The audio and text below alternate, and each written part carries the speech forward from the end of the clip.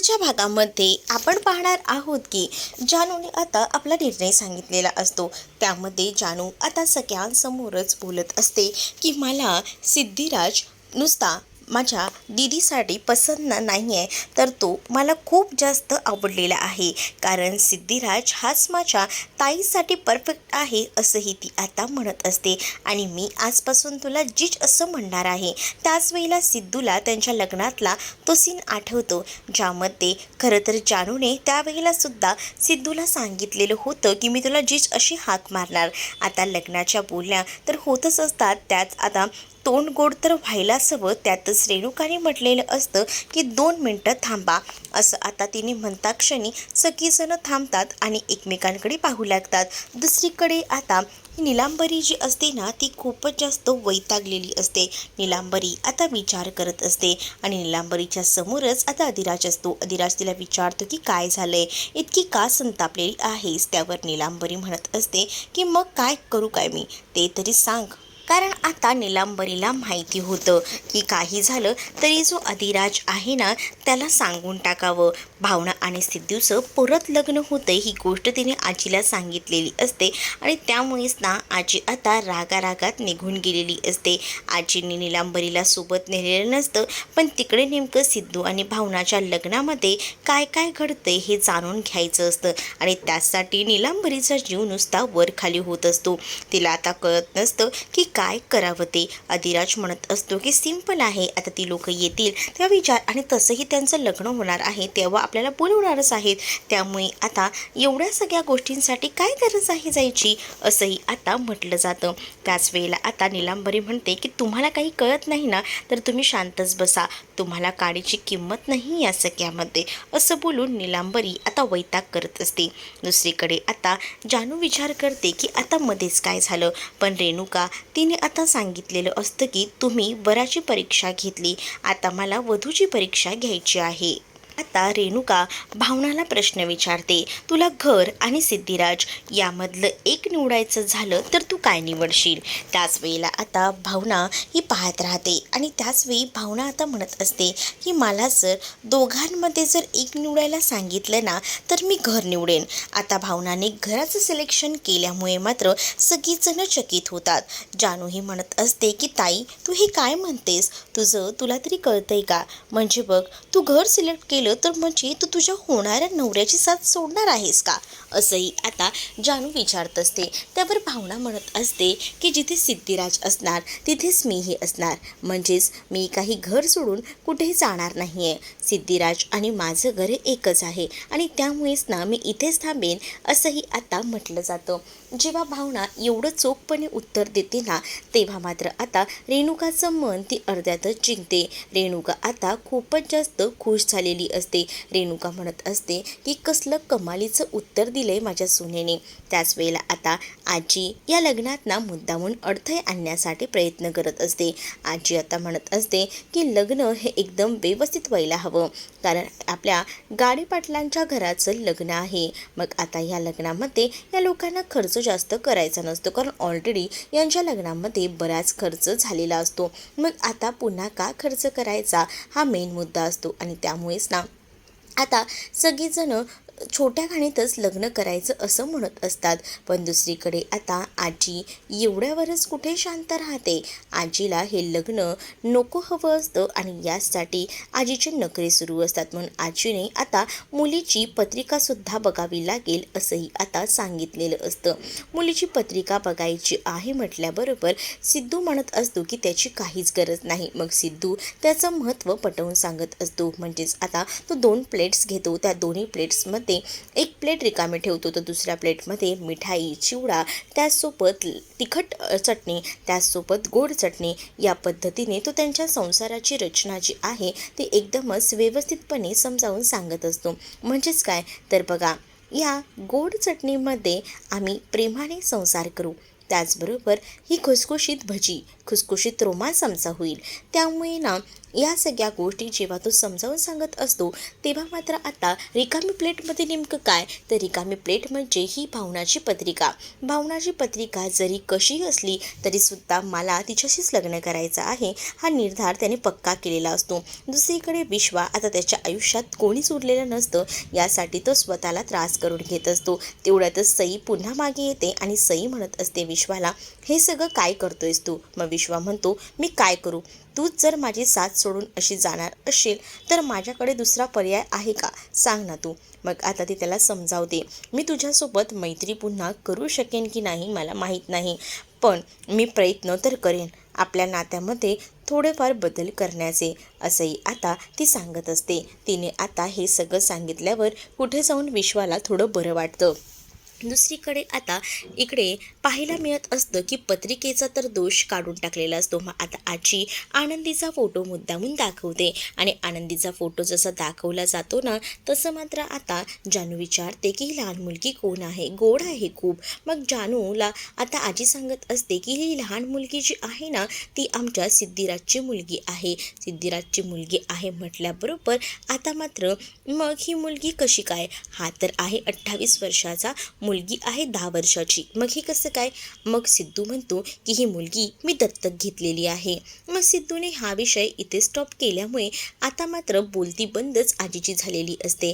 आजी आता एवढं काही प्लॅनिंग करते ना ते सगळंही फुकट जातं, कारण आजीचा सगळा प्लॅन चौपट होतो. तिला असं वाटलेलं होतं की जानूला फोटो दाखवल्यावर जानू जी आहे ती हे लग्न मोडेल, पण जानूने हे लग्न मोडलेलं नसतं आणि त्यामुळेच ना खूपच जास्त आनंद आता होत असतो. जेव्हा खूप जास्त आनंद या सगळ्यामध्ये होतो तेव्हा मात्र का म्हणत असते की खरं तर ना मला माझ्या सुनेच्या अपेक्षा ह्या खूप वेगवेगळ्या होत्या, पण त्यामध्ये सुद्धा ना भावना खरी उतरली. म्हणजे आधी मला वाटलं नव्हतं की भावना हे सगळं काही करू शकेल, पण भावनाने ज्या पद्धतीने माझ्या मुलाला मला सामावून घेतलं आहे ना त्यामुळेच मला आता बऱ्याच गोष्टी कळलेल्या आहेत.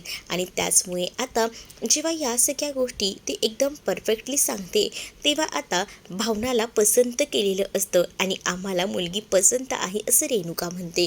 रेणुका जेव्हा आता हे सगळं काही बोलते ना तेव्हा मात्र आता आजी म्हणत असते की कसलं खानदान आहे हे, खरंच ना ह्यांना तर धड शिस्तही नाही आहे, कसलं कसलं बेकार खानदान आहे. मी तर विचारही केला नव्हता की हे असे असतील, असाही विचार आजी करत असते. दुसरीकडे आता बँकी आणि त्याचसोबत आरती हे दोघंही जण मस्त वडापाव एन्जॉय करत असतात. त्याच वेळेला बँकीला आरती सांगत असते की मला ना आता कंटाळा आला आहे, मी तुला म्हटलंय ना मला तुझ्या घरी घेऊन चल, पण आता तो म्हणत असतो की मी तुला घरी घेऊन जायला काहीच हरकत नाही आहे, पण तुलाही माहिती आहे ना की भावनाताई आणि त्यांचं तर लग्न होतं आहे, पण त्याचबरोबर तुला अजून एक सांगतो काय ना एक मोठा प्रॉब्लेम आहे, ते म्हणजे जानूची मेमरी गेल्यामुळे हा सगळा प्रॉब्लेम आलेला आहे, असंही आता तो सांगत असतो. त्याच वेळेला ती त्याला म्हणत असते मग यावर काहीतरी सोल्युशन काढ ना. मग आता तो सोल्युशन काढतो, त्याच्या डोक्यात एक आयडिया येते. मग आरती म्हणत असते की काय आयडिया आली आहे ती लवकरात लवकर सांग, आणि असं बोलूनच ती त्याला आयडिया विचारत असते. मग तो आता दुसरं लग्न करण्याची आयडिया त्याच्या डोक्यात येते आणि ते सगळं काही तो आरतीला सांगतो. दुसरीकडे बाहेर छान अंगणामध्ये अंगत पंगत बसलेली असते. खूप दिवसानंतर अशी अंगत पंगत बसलेली असते, त्यामुळे घरात ना खूपच जास्त आनंदाचं वातावरण असतं. जानू म्हणत असते की आज खूप दिवसांनी आपण हे असं एन्जॉय करत आहोत ना. त्याच वेळेला आता श्रीनिवास म्हणतात की आता माझ्या मुलींचं लग्न झालं की हे घर एकदम सुनं सुनं पडेल, या घराला खरंच ना तुमच्या दोघींची आठवण येईल. मग जानू बाबांना म्हणते की बाबा आता फक्त लग्न करून ताईच जाणार आहे, मी काही एवढ्यात लग्न करत नाही आहे, त्यामुळे काळजी करूच नका. इकडे आता भावना जी आहे ती सुद्धा थोडीशी लाजत असते, पण इकडे संतोष म्हणत असतो की काय चाललंय नेमकं, त्याला आता या लग्नाचं टेन्शन काय येतं तर पैसे जास्त खर्च होणार ना म्हणूनच तो आता खूपच जास्त टेन्शन घेत असतो. पण त्याच वेळेला विना म्हणत असते की मी आहे ना, मी आणि आईने काही पैसे साठवले आहेत, ते आपण काही लग्नाला वापरूया.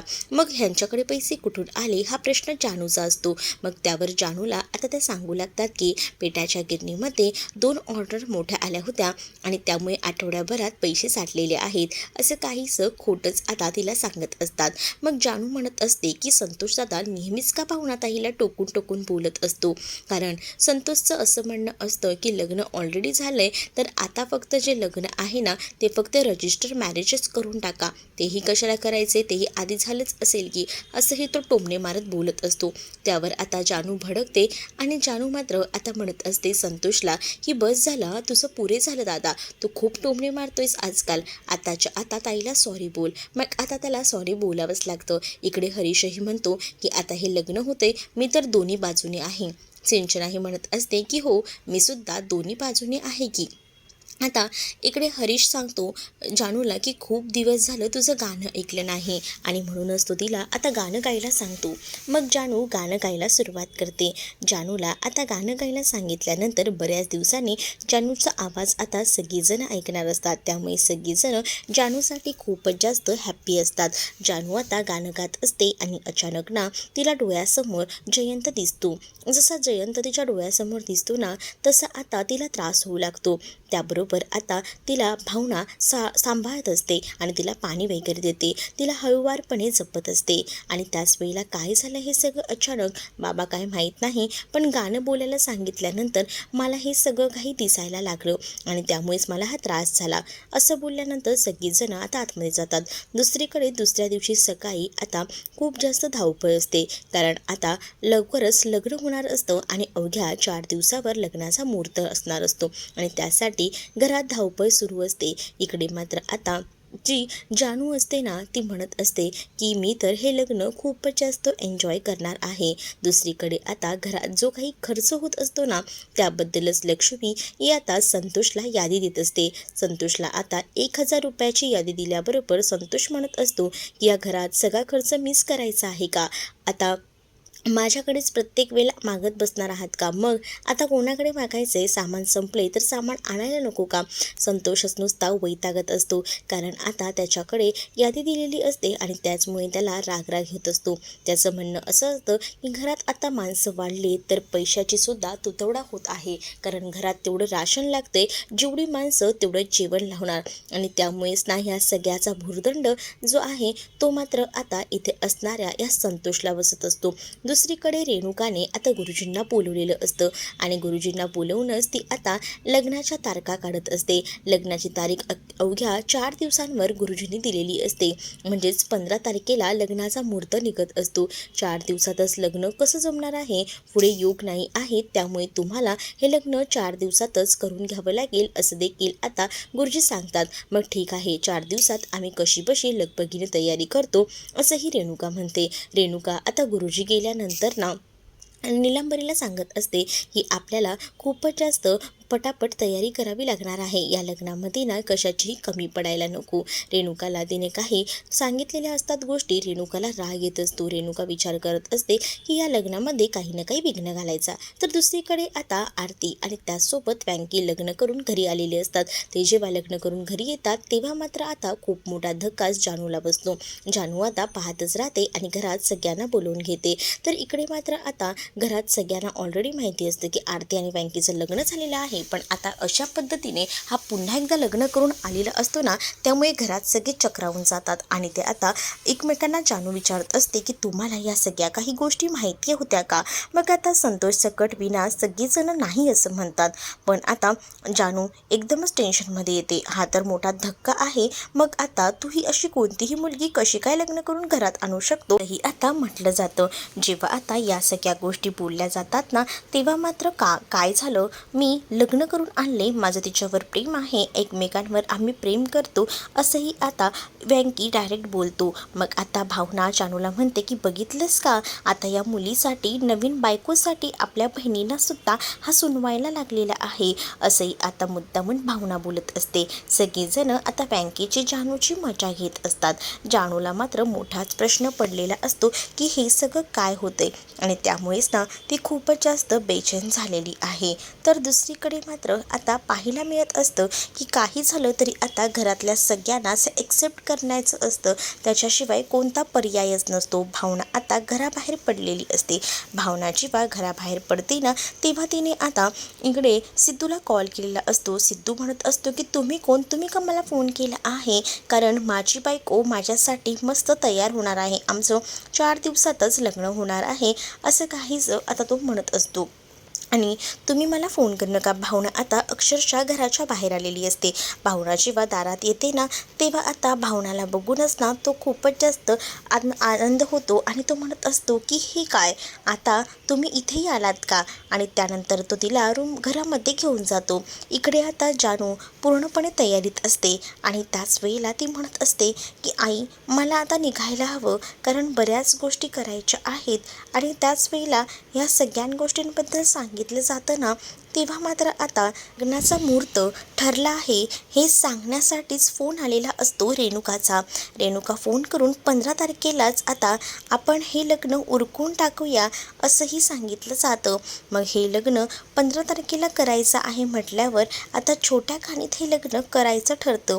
मग हे लग्न कसं करायचं, काय करायचं याबाबत त्यांचं नियोजन सुरू असतं. आणि त्याच वेळेला आता भावना जी आहे ती मात्र सिद्धूकडे आलेली असते आणि सिद्धूला म्हणत असते की तुम्ही कुठे बाहेर निघाला होतात का. सिद्धू म्हणतो की हो मी जरा बाहेर निघालो होतो, पण तुम्ही आता इथे बिलकुलही यायचं नाही, तुमचं इथे काय काम आहे.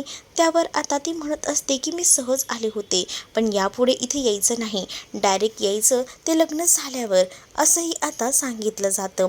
जेव्हा या सगळ्या गोष्टी सांगितल्या जातात तेव्हा मात्र आता भावना म्हणत असते की हे असं का बोलताय तुम्ही, पण भावनाला सांगितलं जातं की बरोबर आहे त्याचं, तू आता नको थांबूस इथे, कारण आता ना डायरेक्ट लग्न झालं ना की मगच या घरात गृहप्रवेश करून तू ये असंही आता बोललं जातं. आणि त्यामुळे आता तिला अक्षरशः घराबाहेरच सिद्धू काढून टाकतो. जेव्हा सिद्धू तिला घराबाहेर काढतो तेव्हा मात्र आता इकडे दुसरीकडे पाहायला मिळतं जानू जी आहे ती आता तिच्या नवीन ऑफिसला येऊन पोचलेली असते. तिचाच ऑफिसचा पहिलाच दिवस असतो आणि त्याच वेळेला तिला ऑफर लेटर मागितलं जातं, पण तिच्याकडे ऑफर लेटरच नसतं. मग ती म्हणते ऑफर लेटर माझ्याकडे नाही आहे, जर तुझ्याकडे ऑफर लेटर नसेल तर तुम्ही जॉईन करू शकत नाही, कारण तिने ते ऑफर लेटर तर फाडून टाकलेलं असतं, त्यामुळे तिच्याकडे ऑफर लेटर हे नसतं. मग ती विचार करते की चला बरंच झालं, ऑफर लेटर नाही आहे तर मला नोकरी काही भेटणार नाही, बरंच आहे. मग आता ह्या सगळ्या गोष्टी ज्या आहेत ना ती तर बोलते आणि त्यानंतर ती तिकडनं निघत असते, पण निघताना ना चुकून ना तिचा मोबाईल ती तिथेच ठेवते. तेवढ्यातच जयंतचा रिसेप्शनिस्टला फोन आलेला असतो की काय झालं, सगळं काही ठीक झालं आहे का, आली का ती मुलगी नवीन जॉईन करणारी. ती आली होती पण तिच्याकडे ऑफर लेटर नव्हतं म्हणून तिला पाठवून दिलं. अरे असं पाठवू नका, तिला परत पाठवा, आतमध्ये पाठवा तिला असंही आता सांगितलं जातं.